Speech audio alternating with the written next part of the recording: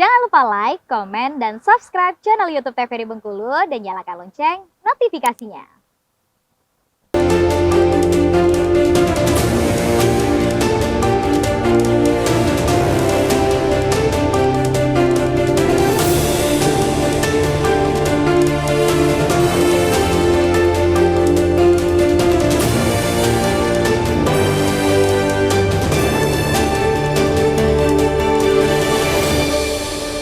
Terima kasih pemirsa TVRI Bengkulu, Anda kembali menyaksikan program acara Berendo masih bersama saya Afriko Zuhri. Dalam tema kali ini berkaitan dengan pemetaan alat peraga kampanye dan tentunya bersama dengan Pak Bambang dan juga Pak Fernandes.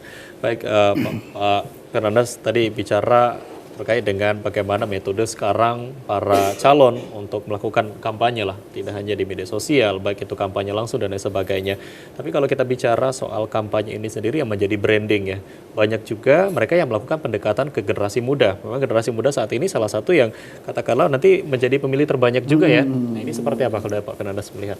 Ya bagus, memang kita harus akui hari ini generasi milenial dan generasi Z kan menjadi salah satu sasaran. Iya, benar. Nah, tapi kan juga penting mungkin bagi peserta pemilu, kemudian juga harus melihat di mana kelas-kelas yang harus disampaikan. Kan tentu berbeda penyampaian informasi, penyampaian visi misi, kepentingan partai politik atau calon perseorangan yang ingin disampaikan dengan generasi milenial dengan yang kemudian kelompok, kalau boleh saya bilang kelompok kaum tua lah, kayak gitu. Nah ini kan tentu berbeda, tidak semua bisa disamaratakan. Itu yang pertama. Nah yang kedua yang harus jadi catatan adalah persoalan menurut saya kan kita ini bicara soal regenerasi. Maka kemudian penanaman pikiran-pikiran ideologi baik juga tetap harus dilakukan. Jadi apa yang kemudian tidak baik di generasi milenial yang kemudian harus diperbaiki tentulah sebagai salah satu peserta pemilu, partai politik ataupun caleg ataupun calon perseorangan DPD memang juga harus memberikan penanaman nilai-nilai sehingga kemudian ini kan akan membentuk karakter bangsa kan kira-kira gitu. Generasi milenial yang kemudian akan meneruskan bangsa. Nah, kalau ini kemudian mohon maaf kata kemudian mengikuti semua selera generasi milenial tapi kemudian tidak memberikan penanaman ideologi. Nah, ini kan juga jadi berdampak kemudian generasi milenial apakah kemudian akan disiapkan besok untuk meneruskan urusan-urusan negara ini kira-kira kan seperti itu. Nah ini juga yang memang harus disiasati oleh peserta pemilu kira-kira seperti itu. Ini juga menjadi perhatian gitu ya. Iya betul. Baik itu betul. Dari partai politik atau peserta pemilu. Jadi tidak semata-mata hanya ingin dapat suara, tapi kan juga kita bicara juga jangka panjang. Bagaimana kemudian generasi milenial, generasi kaum Z ini kemudian memang juga kita harus tanamkan pemikiran-pemikiran baik, pola-pola yang baik. Sebagaimana kita tahu kan sekarang ini banyak nih teman-teman milenial yang kemudian generasi yang beberapa orang boleh kita bilang itu yang kemudian oknum yang kemudian kan tingkah lakunya keluar dari adab atau kebiasaan yang sudah kita lakukan. Nah ini yang kemudian harus kita dudukkan terus sehingga mereka kemudian tetap pada rel yang kita harapkan. Benar. Nah ini tentunya berkaitan juga dengan bagaimana pendidikan politik gitu ya diberikan kepada generasi milenial dan juga generasi Z saat ini. Kalau dari Pak Bambang sendiri seperti apa melihat dari para peserta pemilu ya atau dari para calon ini yang sudah menyasar ke generasi muda atau generasi milenial ini seperti apa? Di dalam data kepemiluan tadi disampaikan generasi Z ya, itu pemilih pemula itu di Kota Bengkulu ini hampir 60 ribuan. 60 ribuan. 60 ribuan itu yang klasifikasi umur 17 sampai 21 lah, seperti itulah. Jadi dari KPU Kota Bengkulu sudah menyasar ke pemilih pemula. Kita bergerak ke sekolah-sekolah SMA. Ini kita sudah turun ke semua titik untuk memberikan pendidikan politik kepada pemilih pemula supaya menggunakan hak suaranya. Jangan sampai nanti teman-teman pemilih pemula ini tidak peduli dengan tadi ya, namanya kita untuk pemilu ini adalah hajatan besar menentukan nasib bangsa 5 tahun ke depan.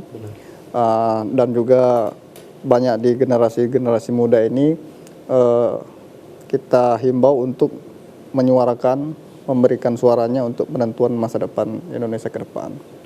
Jadi sangat kita fokus juga untuk memperhatikan generasi yang milenial ini. Baik, seperti disampaikan oleh Pak Fernandes tadi, memberikan pendidikan politik kepada generasi milenial ini pasti polanya itu berbeda. Kita memberikan kepada katakanlah tadi kelompok tua ya gitu ya pada generasi milenial. Nah, kalau dari KPU sendiri ini pola seperti apa yang memang perlu diberikan atau pendidikan politik bisa kita sampaikan kepada generasi milenial ini? menyambung tadi di media sosial ya, karena pengguna media sosial yang paling banyak ini kan generasi muda ya, Z, Y atau disebut dengan milenial juga. Jadi yang banyak menggunakan apalagi di media sosial, mungkin di handphone ya, yang sekarang ini lewat dengan satu genggaman saja sudah dapat informasi yang banyak ya. Nah, kita KPU Kota sudah bergerak lebih ke belakang untuk kembali tadi sosialisasinya lebih fokus ke pemilih-pemilih pemula tadi, seperti itu. Ya benar, mungkin kalau kita melihat banyak mungkin generasi sekarang katakanlah ada yang mulai cuek gitu ya untuk bisa mengikuti, benar disampaikan tadi Pak Bambang, demokrasi atau pemilu 2024 ini menjadi ajang kita bersama seluruh masyarakat Indonesia menentukan 5 tahun ke depan seperti apa. Nah kalau dari Pak Fernandes sendiri seperti apa melihat generasi sekarang Pak dalam pemilu di 2024? Iya, sebenarnya mungkin memang ini zamannya kan, jadi memang zamannya kemudian, tapi saya meyakini teman-teman milenial, teman-teman generasi Z ini kemudian sebenarnya mereka peduli dengan negara ini. Nah memang pola bagaimana kemudian hari ini penyelenggara misalnya atau kemudian peserta pemilu mampu memantik keinginan tahu mereka supaya mereka kemudian tertarik dengan isu-isu kepemiluan atau peduli dengan urusan-urusan kepemiluan dan kemudian mau memberikan hak suara mereka dalam proses ajang 5 tahunan ini. Nah ini kan tinggal persoalan bagaimana kemudian menarik mereka. Nah kalau kemudian salah kita memberikan informasi, salah kemudian kita cara menarik, ini yang mungkin membuat akhirnya mereka antipati, kemudian seolah-olah ya ini tidak urusan kami, kayak kan gitu. Nah ini yang memang harus dilakukan sebenarnya oleh peserta pemilu ataupun oleh penyelenggara supaya mereka kemudian tertarik untuk ikut terlibat di pemilu 2024 ini. Oke, nah kalau melihat sejauh ini menjelang masa kampanye dengan adanya pendekatan dari para calon, bagaimana pola yang sudah diberikan oleh para penyelenggara, ini seperti apa melihatnya Pak?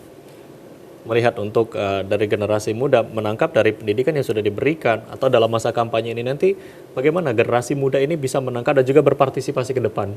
Iya, kalau saya melihatnya tapi kan kita tidak bisa prediksi saat ini kan.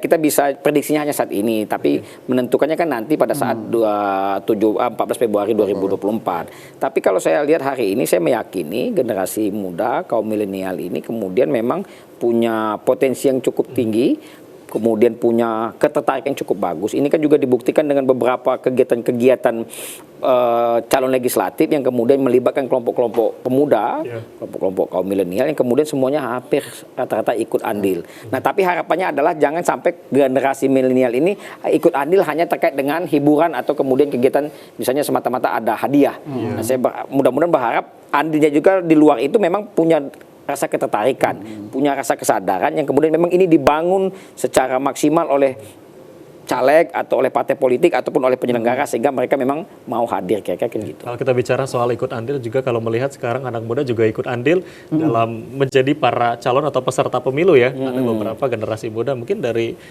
calon presiden kita juga ada dari generasi milenial yang juga ikut tergabung di sana. Baik, kita akan break sejenak, nanti kita lanjutkan kembali. Pemirsa TVRI Bengkulu masih dalam tema yang sama, bagaimana penempatan alat peraga kampanye dan juga proses kampanye ke depan. Kami akan kembali usai jeda pariwara berikut ini, tetap di Berendo.